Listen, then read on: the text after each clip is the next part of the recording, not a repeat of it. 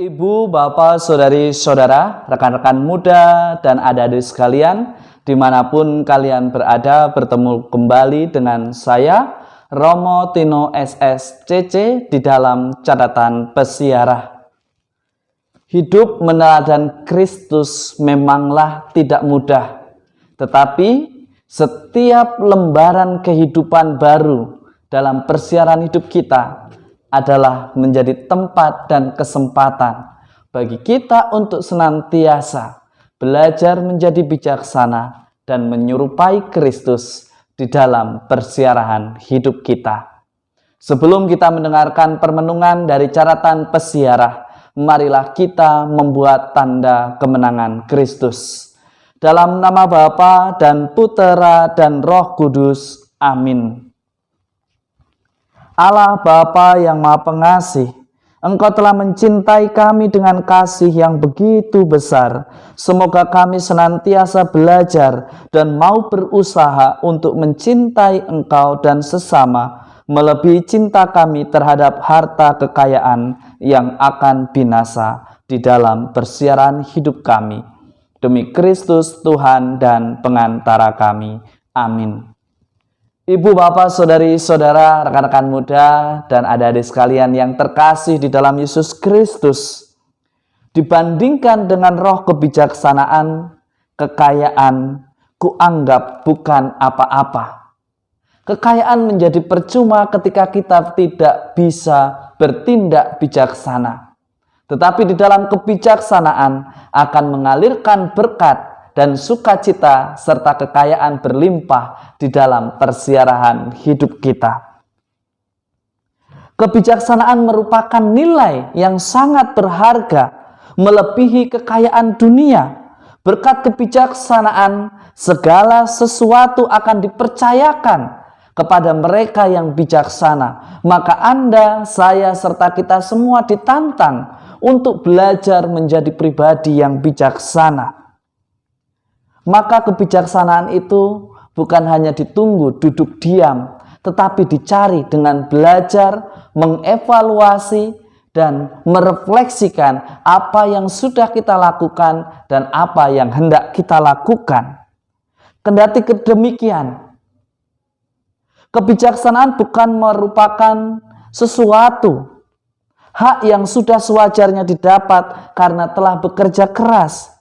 Kebijaksanaan sekali lagi merupakan anugerah di dalam perjalanan hidup kita, maka harus dimohon dan dicari, bukan yang jatuh tiba-tiba di dalam persiaran hidup kita.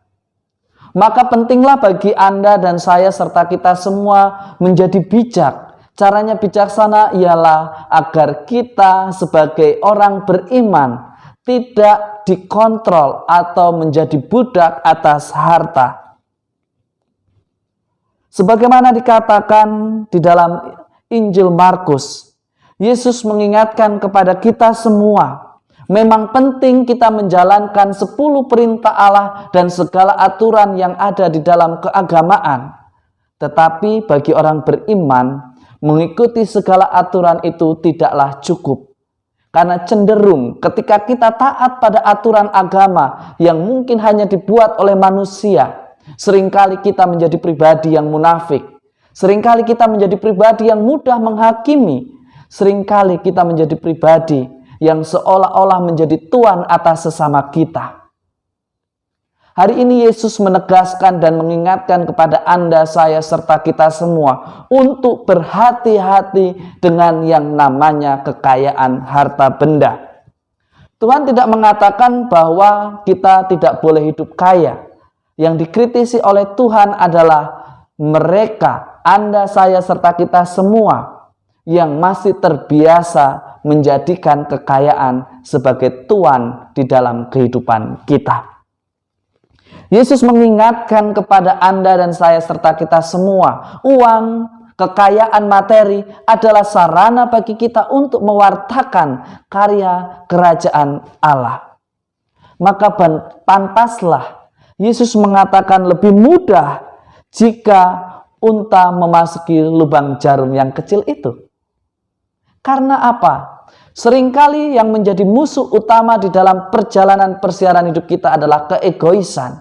Dengan berbagi, kita bisa mengikis keegoisan kita. Dengan berbagi, kita sadar bahwa Tuhan menyapa melalui sesama kita. Beranikah kita sebagai orang beriman yang mengaku diri sebagai murid Kristus, senantiasa di dalam persiaran hidupnya menyerupai Kristus? Bukan justru menjadi fanatik hanya karena aturan, justru menjadi kejam hanya karena merasa lebih tahu dan lebih beriman. Yesus mengajak Anda dan saya serta kita semua untuk senantiasa mewartakan kasih Allah. Ingatlah, sabda Allah itu sangat tajam. Sabda Allah berperan penting di dalam persiaran hidup Anda, saya, serta kita semua jika kita mendengarnya dengan hati yang terbuka.